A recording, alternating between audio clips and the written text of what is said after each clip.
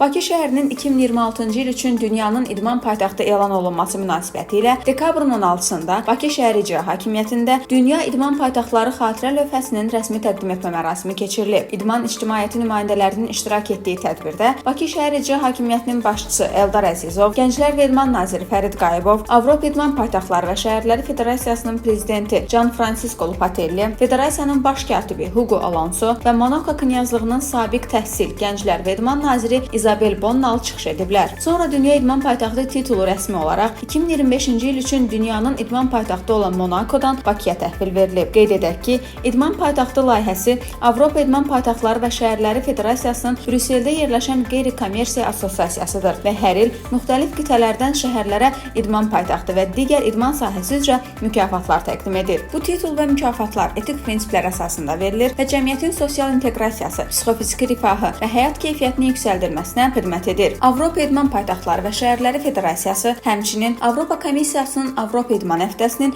və UNESCO-nun tərəfdaşıdır.